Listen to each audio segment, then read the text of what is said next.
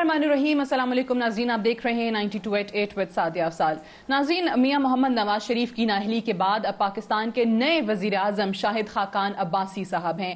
और जैसे कि हमेशा नवाज लीग के हवाले से ये बात की जाती है कि ये सिर्फ अपने ही लोगों को ट्रस्ट करते हैं, अपने खानदान के लोगों को ट्रस्ट करते हैं। और यही केस शाहिद खाकान अब्बासी साहब के हवाले से भी हमारे सामने है कि उनको 45 दिन के लिए वज़ीर आज़म बनाया गया है और उसके बाद वज़ीर आला पंजाब शहबाज शरीफ साहब को, यानी अपने छोटे भाई को, वो अपनी इस खाली की हुई नशिस्त पर, जहां से उन्हें नाअहल करार दिया है सुप्रीम कोर्ट ने, वहां पर लेकर आएंगे।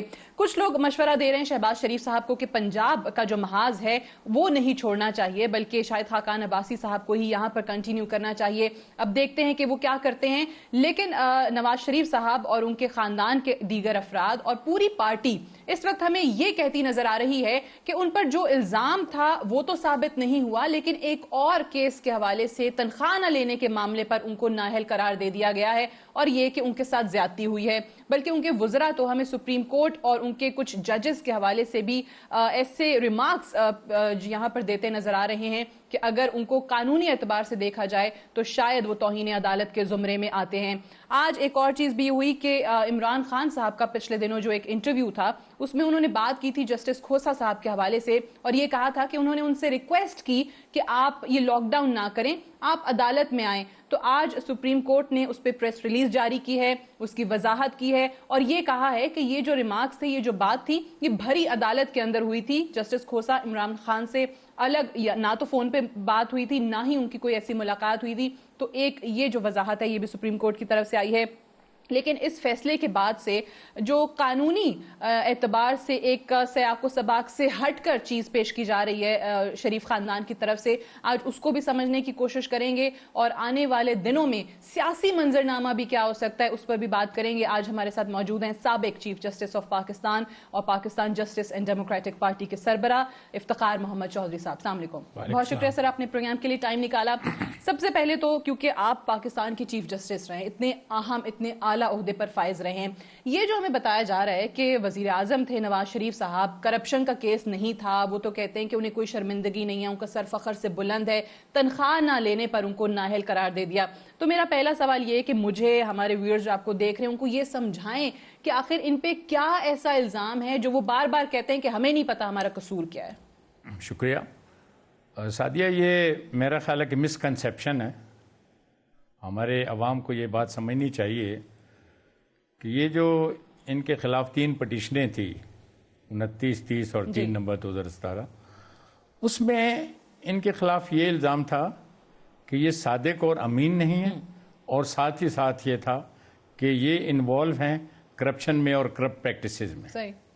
करप्शन और करप्ट प्रैक्टिसेस का आपने देखा होगा कि उन्होंने कहा कि आपकी जायदाद है जो कि फ्लैट्स हैं, लंदन में हैं, उसकी एक्सप्लेनेशन अभी तक आपने नहीं दी। वो JIT बनी, बहुत से एविडेंस आया, ये उस बात को साबित नहीं कर सके, अल्टीमेटली यही पता चला। और दूसरा इस पर इनका ये इल्ज़ाम था कि ये सादिक और अमीन नहीं है। ये 5 मेंबर बेंच था और 5 मेंबर जो बेंच था उन्होंने इनकी पटिशनें सुनी। 2 फाजिल जज साहबान ने, जस्टिस आसिफ खोसा साहब और जस्टिस गुलजार अहमद साहब ने अपने सेपरेट नोट्स में 20 अप्रैल को डिक्लेयर किया कि ये सादिक और अमीन नहीं है। दूसरे जो 3 जज साहबान थे उन्होंने उनके साथ डिसएग्री नहीं किया कि हम इस बात को आपके साथ तस्लीम नहीं करते हैं। उन्होंने ये कहा कि आप इसमें ये करें कि फर्दर प्रोब कर लें। ठीक है। वो प्रोब हुआ, JIT बनी, JIT के बाद तमाम एविडेंस आया। जब एविडेंस आ गया, JIT की हेयरिंग हुई। जब हेयरिंग के बाद फिर आपने देखा होगा कि 5 मेंबर बेंच बैठा और 5 मेंबर बेंच इसलिए बैठा कि 2 जजेस, ये जो मैंने आपको एलिगेशन बताए हैं, इस पर पहले ही कह चुके थे कि सादिक और अमीन नहीं है। और साथ ही साथ उस बेंच ने ये भी कहा था कि इनके खिलाफ करप्शन के या इनके और कोई भी अजीज वगैरह, उनके खिलाफ करप्शन के केसेस किए जाएं। यही बातें एग्जैक्टली 3 नंबर बेंच ने कहा। लेकिन 3 नंबर बेंच ने एक इजाफी बात भी ये कर दी कि इन्होंने एक डिक्लेरेशन नहीं दी। एक वहां पर कंपनी थी जिसके चेयरमैन थे दुबई में, जिसको कहते हैं कैपिटल FZE, और वो वहां से सैलरी वगैरह भी लेते थे और सैलरी लेने की वजह से इन पर ऑब्लिगेशन थी कि उसको डिक्लेयर नहीं करें। یہ وہ چکر جو چل رہا ریسیویبل تھا, ریسیو نہیں وہ میں آپ کو بتا دیتا ہوں. اس پر ہماری اس پر ہم بھی شروع میں, کیونکہ یہ جو انکم ٹیکس آرڈیننس ہے اس کے نیچے اس کو گورن ہونا ہوتا تھا. پچھلے دنوں میں نے دیکھا کہ کچھ لوگوں نے کچھ آرٹیکلز وغیرہ بھی لکھے, کوئی نیوز بھی آئے سیکشن 12 پہ. اس پہ کیا ہوا کہ پھر ہم نے ایک اپنی پارٹی کے لوگوں کا ایک ہم نے کمیٹی بنائی جس کو ہیڈ کر رہے تھے. ظاہر ہے کہ ہمارا تو ذرا لیگل ذرا ہوتا ہے کہ ہم دیکھیں ہے کیا بات. اس میں تھے شیخ حسن الدین صاحب جو کہ ہمارے سینئر نائب صدر ہیں, اور میاں عاشق حسین صاحب ہیں جو صدر ہیں پنجاب کے, اور اس کے بعد ہیں محمد ارشد وہ مرکزی نائب صدر. یہ لوگ ایکچولی ایکسپرٹ ہیں لاء کے بھی اور انکم ٹیکس کے بھی. انہوں نے تمام وہ جو کہ ریلیونٹ لاز تھے, اس میں بہت سے لاز آتے ہیں انکم ٹیکس کے, اس کے بعد انہوں نے ایک اپنا اوپینین دیا. اوپینین انہوں نے نہ صرف پاکستان کے سٹینڈرڈ سے دیا بلکہ انٹرنیشنل سٹینڈرڈ سے بھی انہوں نے ایک اوپینین دیا, اور آج ہم اس کو ریلیز بھی کر رہے ہیں, اور اگر آپ چاہو گی تو ہم آپ کو بھی دے دیں گے. نہیں بالکل بتائیے, اور میرے خیال سے ہمارے پروگرام کے تھرو بھی لوگ سننا چاہیں گے کہ یہ جس نیب آرڈیننس کی بات کر رہے ہیں اور اس کی جس شک کا ذکر کرتے ہیں اس میں آخر ایسا ہے کیا. یہ انکم ٹیکس آرڈیننس کی بات کر رہے تھے. جی بالکل. انکم ٹیکس آرڈیننس میں 2-3 چیزیں ہوتی ہیں. جنہوں نے لکھا انہوں نے سیکشن 12 کی صرف بات کی کہ سیلری کیا ہوتی ہے, لیکن یہاں پر یہ بات یہ بھول گئے کہ جو انٹرنیشنل سٹینڈرڈ ہوتے ہیں ٹیکسیشن کو کرنے کے لیے, اس میں 2 چیزیں آپ کو دیکھنی پڑتی ہیں کہ کیا آپ کا ٹیکس ہے, آپ کے اثاثے کتنے اور آپ کی لائبلٹیز کتنی ہیں. اب جو آپ وہاں پر یہ ایک ایڈمیٹڈ بات ہے, ان کے جو وکیل صاحب تھے جو جے ٹی کی ہیئرنگ کے بعد پیش ہوتے رہے, انہوں نے خود ایڈمٹ کیا اپنے ریٹن آرگومنٹس میں کہ یہ بات درست ہے. ہم وہاں پر چیئرمین ہیں اور چیئرمین کی سیلری بھی لکھی ہوئی ہے, اور ساتھ ہی وہ اقامہ کا ایشو کہ ہم نے اقامہ بھی وہ لیا ہوا ہے, ایڈمیشن تو آ گیا, سارا ایڈمیشن آ گیا. اب سوال یہ پیدا ہوتا ہے کہ آپ وہاں سے جو آپ کی سیلری ہے, وہ سیلری جب آپ باہر سے لیتے ہو, وہ پھر سیکشن 37 آتا ہے, 37 انکم ٹیکس آرڈیننس کا, وہ کہتے ہیں کہ انکم فرام ادر ریسورسز. اچھا, اس کے بعد پھر 2 سیکشن اور آتے ہیں. پھر ایک سیکشن ہوتا ہے 101 اور دوسرا ہوتا ہے 102. اس میں یہ ہوتا ہے کہ اگر باہر سے آپ کو کوئی انکم ہے, باہر سے آپ کوئی سیلری لے رہے, وہ پھر کیا چیز ہوتی ہے, اس کو بھی پاکستان میں ٹیکسیبل بنایا جاتا ہے. اچھا, یہ ضروری نہیں ہوتا. اب آپ جب تنخواہ آپ کی مل رہی ہے آپ کو, تو آپ کی مرضی آپ نہ لیں, آپ اپنے جو بھی آپ کا امپلائر ہے آپ اس کو جو ہے نا کہیں آپ ڈپازٹ کرتے جائیں.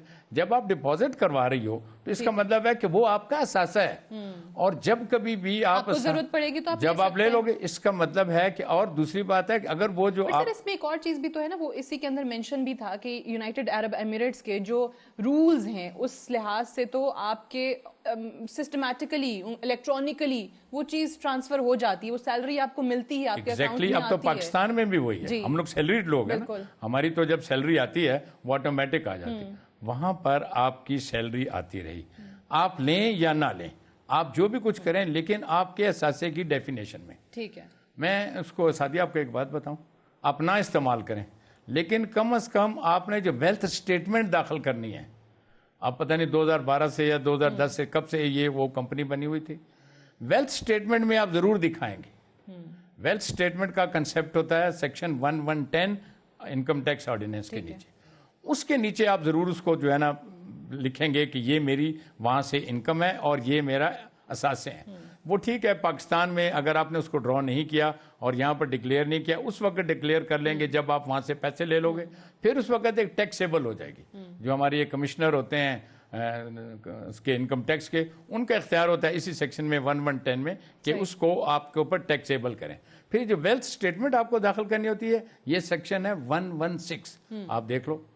انہوں نے جتنی بھی سٹیٹمنٹیں داخل کی وہاں پر کہیں پر بھی ان کا کوئی مینشن ہے ہی نہیں. تو اس پہ ہم نے آج ایک اوپینین بنایا ہے, اگر آپ چاہو تو یہ اوپینین اردو میں ہم نے ٹرانسلیشن کیا ہے. ان 3 ہمارے حضرات نے آج اس کو بنایا تھا, تو اس کو ہم جاری کر رہے ہیں اپنے پارٹی کے لیول سے بھی, اور ہم نے سارا اس کو ریجیکٹ کیا. اور اس میں جو میں پبلک کے کنزمپشن کے لیے مختصر سی بات بتا دوں, یہ جو تنخواہ ان کی جمع ہو رہی تھی یہ ان کے اثاثے تھے, یہ ان کی لائبلٹی نہیں ہے. جب آپ کا اثاثہ کسی جگہ پر جمع ہوتا ہے, جیسے وہ جج صاحب نے ٹھیک لکھا, اور وہ کیوں لکھا ریسیویبل, اس کی میں آپ کو بات بتا دوں. ایسیٹس کی انڈیپینڈنٹ ڈیفینیشن جو ہے نا وہ انکم ٹیکس آرڈیننس میں نہیں ہے. یہاں پر کیپٹل ایسیٹس وغیرہ اس طرح کو سب نے ڈیفائن کیا ہوا ہے. پھر آپ کو جو انٹرنیشنل سٹینڈرڈ ہوتے ہیں یہ جو مطلب کاؤنٹنگ کے یہ جو ہمارا ایک ہوتا ہے اس میں جس میں مختلف ملکوں کے درمیان یہ ایک ایگریمنٹ ہوتا ہے کہ کیسے آپ ٹیکس وغیرہ اپنے جو ہے نا کاؤنٹنگ کریں گے, اس کو ہمارے پاکستان میں بھی اپلیکیبل کیا گیا اور یہ کہلاتا ہے کہ یہ ہے conceptual frame work for financial reporting 2010. اس کے نیچے پھر آپ پابند ہوتے ہو کہ ایسیٹس کو ڈیفائن کرو, اس کے نیچے آپ لائبلٹیز کو ڈیفائن کرو, اسی طریقے جو سیلریز وغیرہ اس کو ڈیفائن کرو, کس طریقے سے اس کی ڈیفینیشن کچھ دی ہوئی ہے اور وہ جو ہے نا ایکسیپٹیبل ہے سارے پاکستان میں, اپلیکیبل بھی ہے. اور یہ جو conceptual framework for financial report جو ہے نا یہ سب سے امپورٹنٹ ہے. آپ صرف انکم ٹیکس کو نہ دیکھیں کیونکہ ان کا باہر بزنس تھا, یہ باہر سے تنخواہ لے رہے تھے, باہر کے یہ چیئرمین تھے. اتنا سمپل اتنا سادہ نہیں ہے کہ جس طریقے سے نون لیگ اس کو ایکسپلین کری کہ جی تنخواہ آئی نہیں وصول کی تو ہمیں نااہل قرار دے دیا.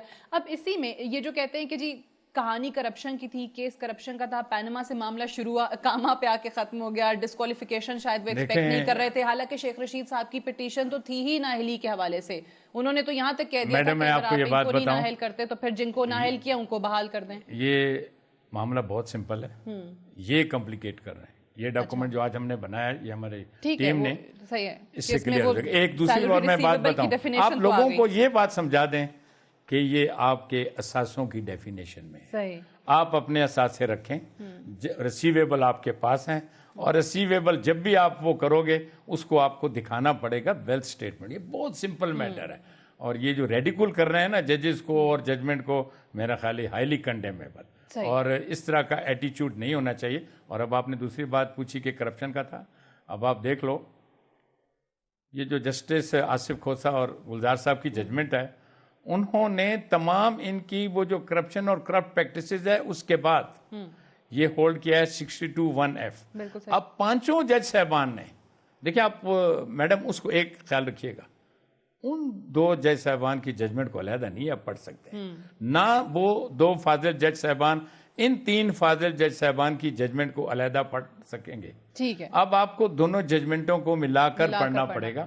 اس میں ایک کا تو یہ ہوا کہ انہوں نے یہ بھی کہہ دیا FZE جو ان کی کمپنی تھی, اور انہوں نے بھی اڈاپٹ کیا اسی کے آرگومنٹس کو. اس کے ٹیسٹ میں آپ کو بتا دیتا ہوں, آج تک سپریم کورٹ میں کسی بھی ان تین معزز جج صاحبان میں سے یہ نہیں کہا کہ ہم ان کے ساتھ ڈس ایگری کرتے ہیں. وہ ڈیسنٹ صرف اس بات کا ہوا تھا, ڈیسنٹنگ کا ورڈ بھی لکھا ہوا ہے کہ ہم چاہتے ہیں کہ پروب کرو, آپ نے کہا. اور جب پروب کر کے آ گیا, چیف جسٹس صاحب اس وقت پابند نہیں تھے کہ 5 ممبر بینچ کو دوبارہ بٹھا دے, کیونکہ لیکن اس کو یہ پابندی اس لیے کرنی پڑی. اب دیکھیں نا, ہمارے جو چیف جسٹس صاحب ہیں سپریم کورٹ کے رولز کے تحت کام کرتے ہیں. وہاں پر ایک رول ہوتا ہے, آرڈر ہوتا ہے, آرڈر ہے 11. آرڈر 11 کے نیچے پھر آپ کو بینچز بنانے پڑتے ہیں. اچھا, جہاں ڈفرینس آف اوپینین ہے نا وہاں پر آپ بینچ جو ہے نا سیپریٹ بنائیں گے. یہاں پر کیونکہ ڈفرینس آف اوپینین نہیں تھا, ایک ہی بینچ بنایا. ان دونوں پانچوں بینچز نے ایک دوسرے کی جو بھی ریزنز تھیں اس کو اڈاپٹ کیا. اب آپ پوچھیں گے وہ کیسے, ایک سیکنڈ, جب آپ ججمنٹ کوئی جج صاحب لکھ رہے ہوتے ہیں نا, ججمنٹ ہر جج اپنا علیحدہ نوٹ بھی لکھ سکتا ہے. یہ جو 21ویں ترمیم کا کیس چلا تھا سپریم کورٹ میں, اس میں میرا خیال 6 سے 7 جج صاحبان نے اپنے نوٹ لکھے تھے, لیکن الٹیمیٹلی میرا خیال ہے کہ اس میں 10 ججز نے ایگری کیا, 3 کے علیحدہ نوٹ آ گئے. اگر وہ ججمنٹ علیحدہ کوئی ہوتی تو پھر اس کے اوپر اس کو مائنر میں اس میں سیپریٹ لکھنا پڑتا. اور دوسرا ٹیسٹ یہ 20 اپریل کو ہوا تھا. آج تک انہوں نے ریویو فائل کی ہے جسٹس کھوسہ صاحب کے ججمنٹ کے اگینسٹ یا گلزار صاحب کے ججمنٹ کے اگینسٹ. وہ بائنڈنگ ججمنٹ ہے. بائنڈنگ ججمنٹ اب جو مطلب یہ 28 جولائی کو ڈیسیژن آ گیا, اس کے مطابق بائنڈنگ ججمنٹ ہے ان ٹرمز آف آرٹیکل 189. ٹھیک ہے, مجھے سر ایک بریک لینی ہے, بریک سے واپس آئیں گے تو میں آپ سے یہ بھی سوال کرنا چاہوں گی کہ یہ جو ایک اور آرگیومنٹ اپنے کیس کو مضبوط بنانے کے لیے یا جو وکٹم کارڈ پلے کر رہے ہیں اس کانٹیکسٹ میں اس وقت دیا جا رہا ہے, وہ یہ ہے کہ 3 ممبر بینچ تھا, یہ عمل درآمد بینچ تھا, تو 5 ممبر کے پاس کیوں چلا گیا. سلمان اکرم راجہ صاحب بھی مجھے اچھی طرح یاد ہے کہ جب یہ تحقیقات ہو رہی تھی, کیس چل رہا تھا, تب بھی آ کر کہتے تھے کہ یہ 3 ممبر بینچ ہی فیصلہ سنائے گا. تو 2 ایسے آ گئے جنہوں نے GIT کی رپورٹ پڑھی نہیں. میں اس کا جواب آپ سے لوں گی. ایک بریک لیتے ہیں, بریک سے واپس آئیں گے, ڈسکشن کو یہیں سے کنٹینیو رکھیں گے. Stay tuned.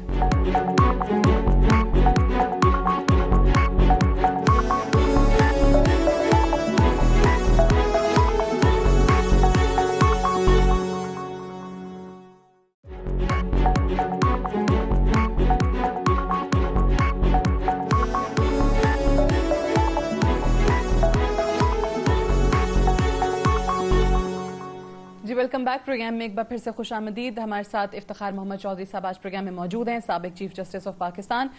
سر یہ فرمائیں کہ 3 ممبر بینچ نے فیصلہ دینا تھا, یہ 5 ممبر بینچ کہاں سے آ گیا؟ 2 تو پہلے ہی فیصلہ دے چکے تھے, انہوں نے تو جے آئی ٹی کی رپورٹ ہی نہیں پڑھی تھی. یہ موقف ہے نون لیگ کا, اس پہ آپ کیا کہتے ہیں؟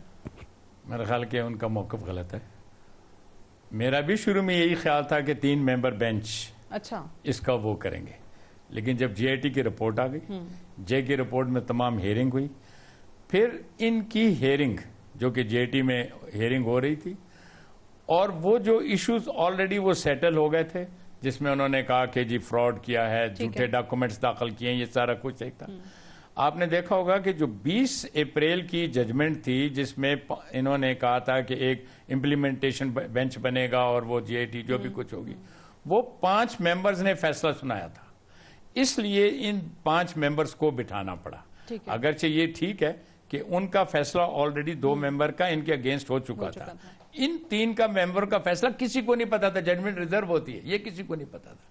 لیکن جب انہوں نے فیصلہ سنایا تو یہ جب فیصلہ آیا اور 2 ان کے فیصلے پہلے سے تھے, تو یہ 5 ججز سب کا مل کر ایک یونانیمس فیصلہ نمبر 1 ان پر یہ ہوا کہ ان کے خلاف کنوکشن نیب میں کیسز چلنے چاہیے, اور نمبر 2 یہ کہ یہ صادق اور امین نہیں ہے 2 اکاؤنٹس پہ. دیکھیں نا, آپ کسی کو ڈسکوالیفائی کریں یا آپ کسی کے خلاف کوئی فیصلہ دیں, ریزنز آپ ڈیفرنٹ لکھ سکتی ہیں.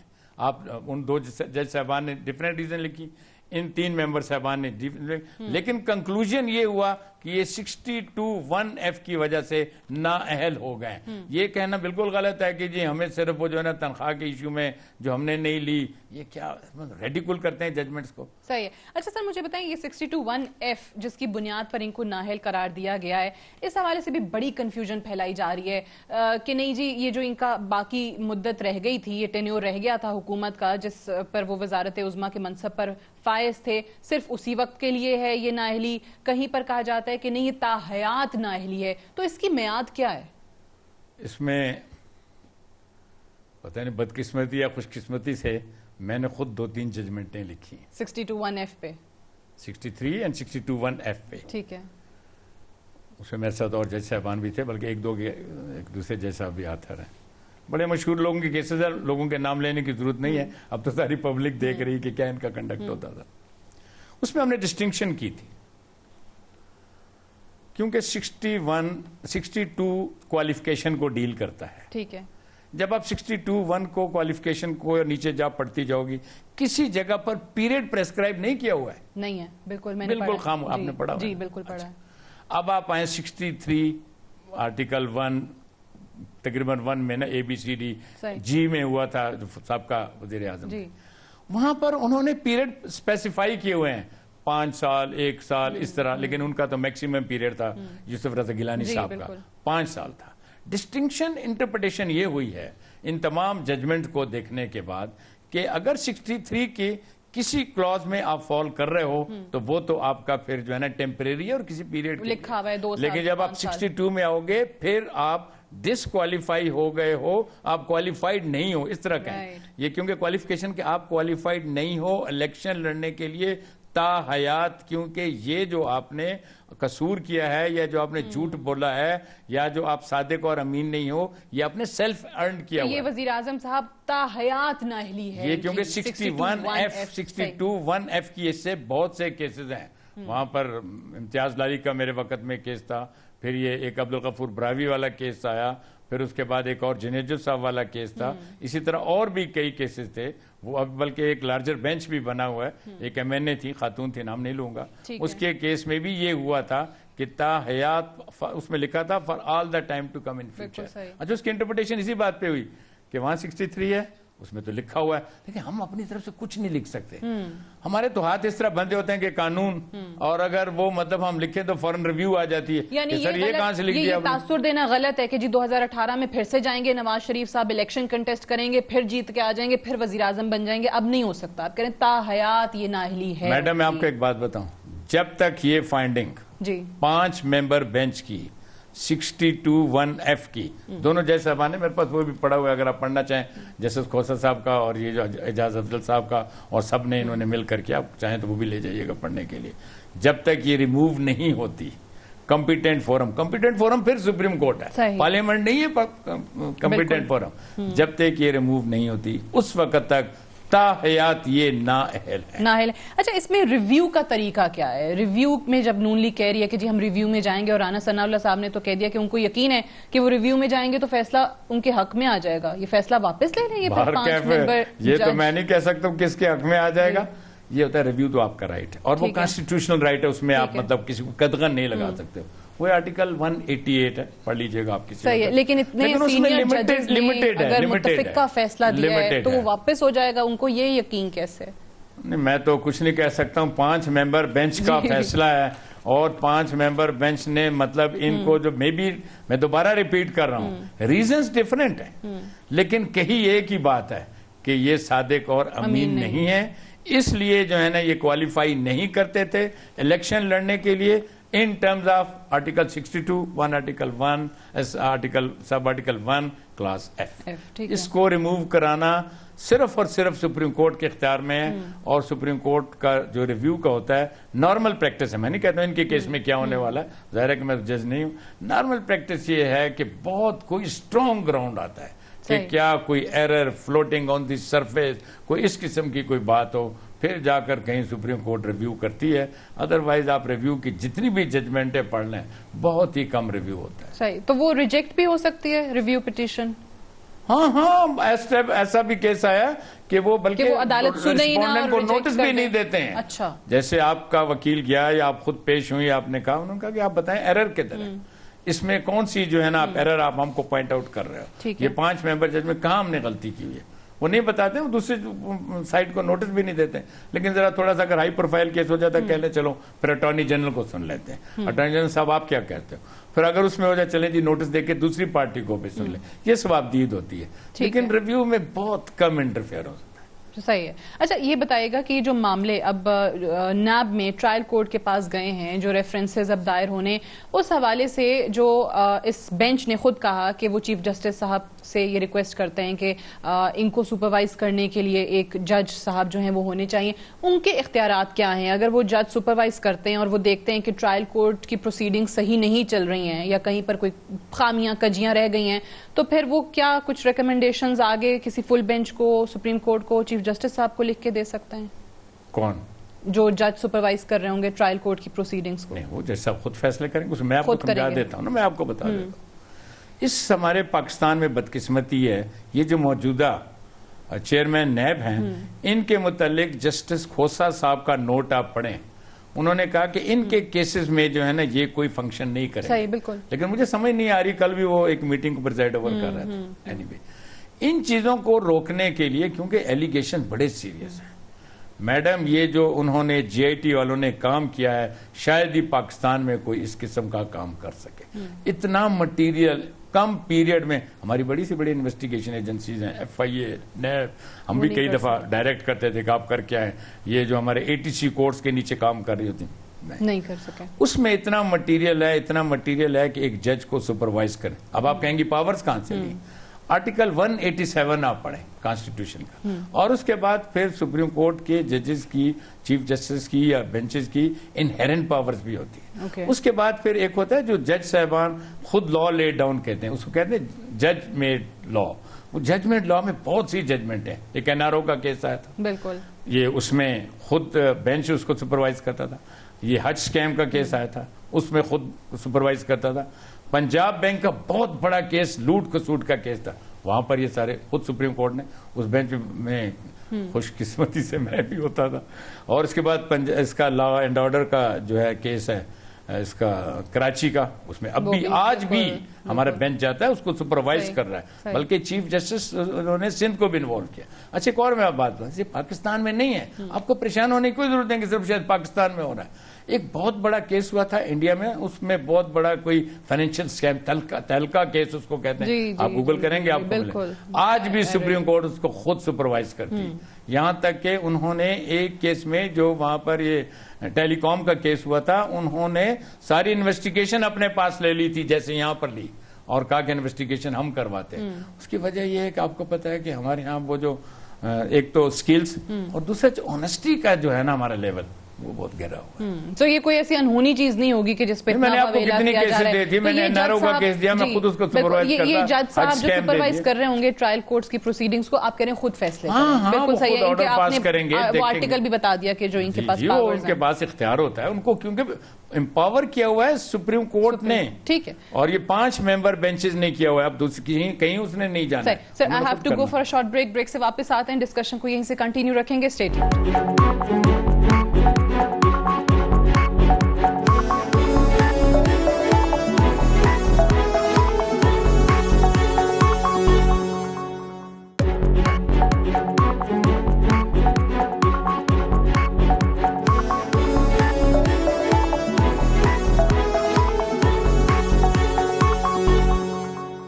Welcome back. آپ دیکھ رہے ہیں 92.8 with Sadia Afzal. Chief justice, former chief justice Iftikhar Muhammad Chaudhry صاحب ہمارے ساتھ موجود ہیں. سر یہ فرمائیں کہ آج شاہد خاقان عباسی صاحب اب نئے وزیر اعظم تو بن گئے, انٹرم پیریڈ کے لیے ہی صحیح, وہ کہتے ہیں شہباز شریف صاحب جو ہیں وہ آئیں گے اس منصب پہ.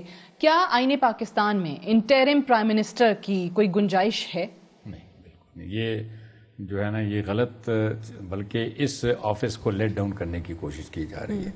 اس میں یہ بالکل فل فلیج پرائم منسٹر ہیں, اور وہ کیونکہ اب تو میرا خیال ہو گیا تھا 235 شاید ان کو ملے ہیں, تو وہ فل میجورٹی سے آئے ہیں, اور وہ for all intent and purposes he is the prime minister, اور اس کو جو ہے نا کنٹینیو کرنا چاہیے. کیونکہ یہ تو کوئی بات نہیں ہے کہ آپ کی فیملی کا ہی کوئی ضروری ہے, اور اس کے بعد 45 دنوں کے بعد آپ جو ہے نا وہ, اور ابھی کم از کم میرا خیال ہے کہ میرا بھی تھوڑا سا پولیٹیکل, یہ جو میری پارٹی ہے پاکستان جسٹس ڈیموکریٹک پارٹی, تھوڑی سی سروے وغیرہ ہم دیکھتے رہتے ہیں. اب شاید جو وہاں پر الیکشن ہوگا جس میں جو بھی کوئی لڑے گا, جو ان کے نواز شریف صاحب, آج اس کا اسکیجول بھی آ گیا ہے, 10 سپٹمبر سے پولنگ اس کے اوپر ہو رہی ہے, وہ بڑا ٹف کمپٹیشن اب ہونا ہے, وہاں پر نیک ٹو نیک فائٹ ہوئے گی اس میں. تو کچھ لوگ تو مشورہ دے رہے ہیں کہ شہباز شریف صاحب پنجاب میں ہی رہیں اور یہی کنٹینیو کریں, تو آپ بھی اس کے حامی ہیں؟ نہیں, میں تو یہ کہتا ہوں کہ جو بھی آدمی ہوتا ہے اس کو جو ڈیلیور کرنا ہوتا ہے, جہاں پر ہے ہر جگہ جا کے ڈیلیور کر سکتا ہے. لیکن میں, کیونکہ یہ پولیٹیکل ڈیسیژن ہے, میں تو یہ نہیں کہہ سکتا کہ ان کو پنجاب میں رہنا چاہیے یا ان کو بلوچستان جانا چاہیے. نہیں, بٹ آپ کی اپنی پولیٹیکل پارٹی بھی ہے, تو اس تناظر کے اندر بھی اگر آپ دیکھیں, مجھے اگر کوئی ڈیسیژن کرنا ہو تو میں تو اس پرائم منسٹر کو جو کہ آج الیکٹ ہوا ہے اس کی اتنی ہی رسپیکٹ کروں گا جس سے پہلے نواز شریف صاحب کی لوگ رسپیکٹ کرتے تھے, اور انٹرم نہیں کریں گے. بٹ اگر یہ کہتے ہیں کہ جی ایک شریف جائے گا تو دوسرا آ جائے گا, دوسرا جائے گا تیسرا آ جائے گا, تیسرا جائے گا تو چوتھا شریف بھی آ جائے گا, خواجہ سعد رفیق صاحب نے کہا, یہی میں بات کرنے لگی ہوں. یہ ڈائناسٹک پالیٹکس ہمارے ہاں ختم ہوتی نظر آتی ہے آپ کو؟ یہ نہیں ہونی چاہیے, اور جس کی وجہ سے پھر ہمارے جو دوسرے لوگ ہوتے ہیں پارٹیز میں جاتے ہیں, ان کو کبھی موقع نہیں ملتا, ان کو ٹریننگ نہیں ہوتی. یہ کیوں رکھتے ہیں فیملیز میں ایک دوسرے کی چیزیں؟ تاکہ اپنے جو سیکریٹس ہوتے ہیں جن میں کرپشن, کرپٹ پریکٹسز, پیسہ بنانے کا اور جو لین دین ہوتے ہیں, وہ گھر سے باہر نہ جائیں. اب آپ دیکھ لیں نا, ایک آدمی کو انڈیپینڈنٹ آ جائے گا, وہ تو ساری باتیں ایکسپوز کر دے گا. اب جیسے ہمیشہ یہی آتا ہے کہ جب یہاں کسی اور پولیٹیکل پارٹی کی گورنمنٹ آ جاتی ہے, پھر نیب میں کیسز کا پھر انبار لگنا شروع ہو جاتا ہے. تو میرا خیال ہے کہ یہ بالکل ہمیں اس کو کنڈیم کرنا چاہیے, اور یہ بالکل غلط بات ہے. ٹھیک. اچھا سر, یہ جو پہلے ہم بات کر رہے تھے کہ سپریم کورٹ کے حوالے سے یا ججز کے حوالے سے بہت سارے ریمارکس آ رہے ہیں, ایون عدالت کے احاطے کے اندر ہم دیکھ رہے ہوتے ہیں آصف کرمانی, دانیال عزیز, طلال چودھری بات کر رہے ہوتے ہیں, تنقید کر رہے ہوتے ہیں. ایون خواجہ سعد رفیق نے تو یہ جو فیصلہ ہے اس کو 58(2)B سے تعبیر کیا ہے.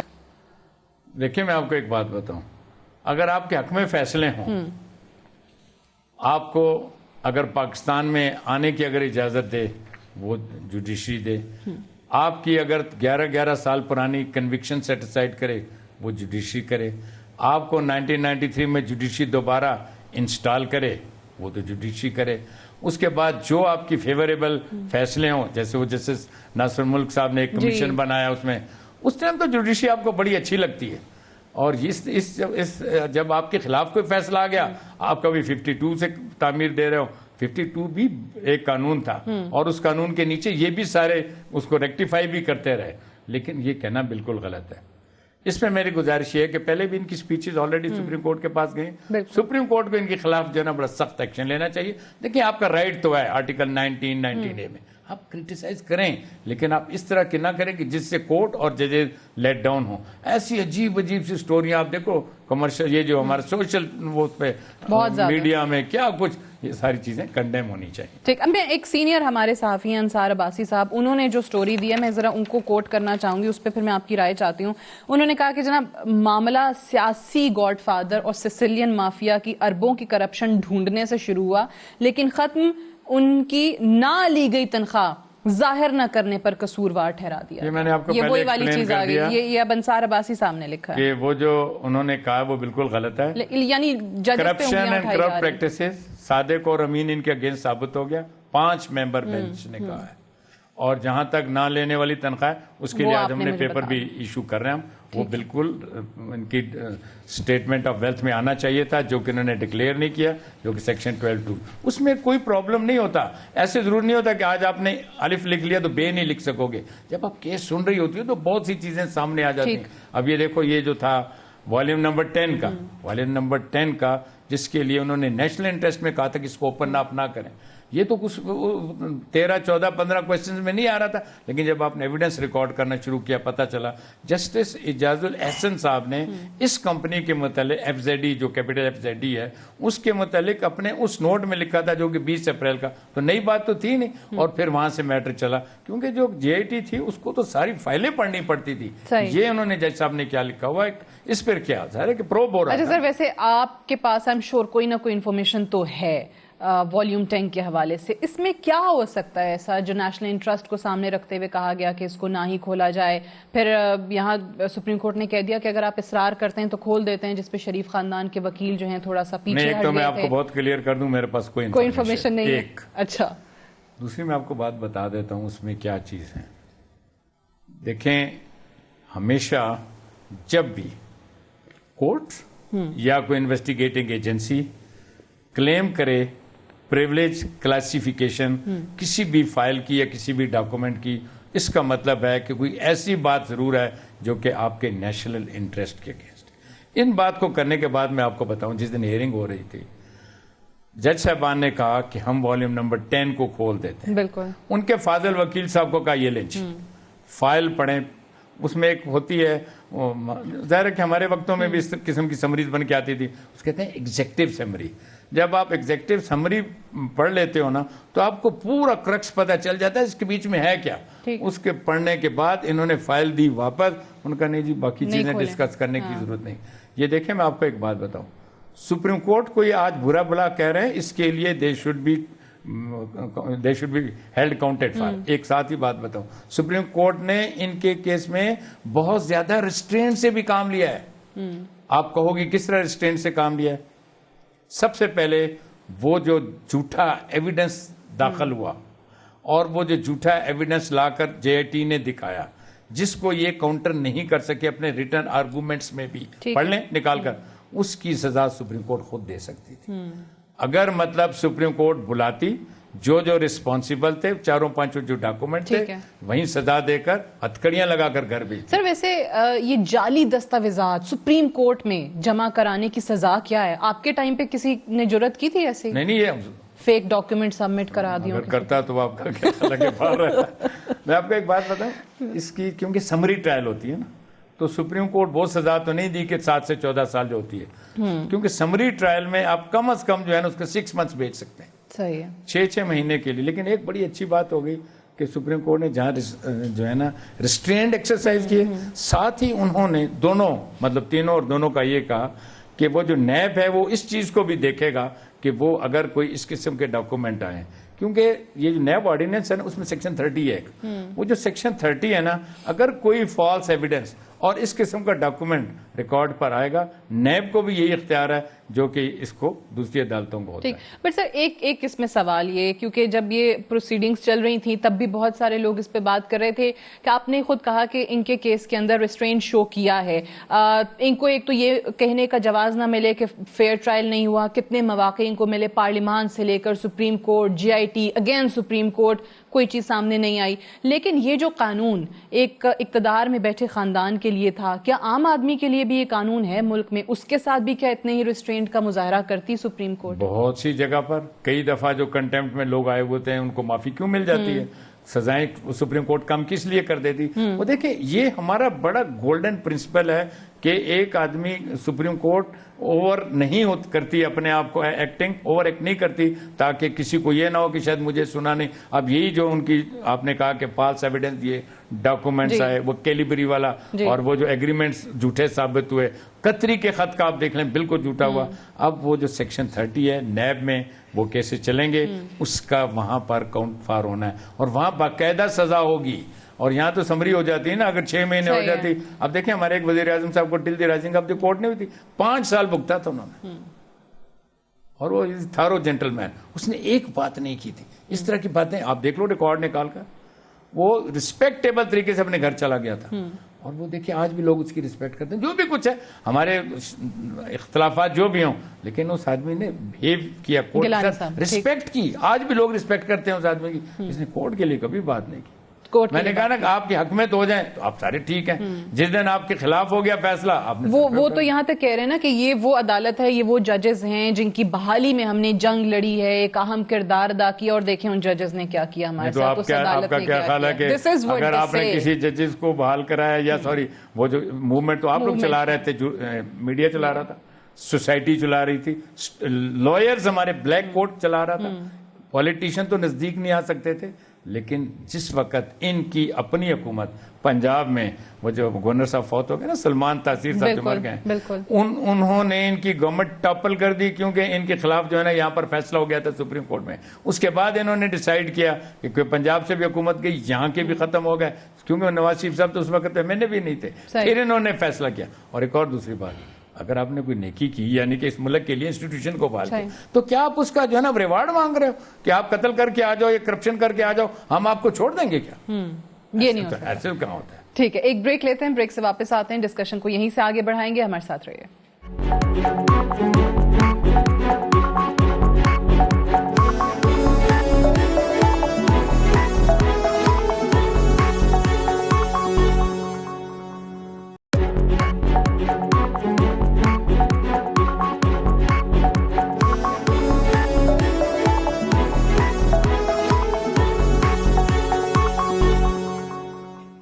جی ویلکم بیک. پروگرام میں ایک بار پھر سے خوش آمدید.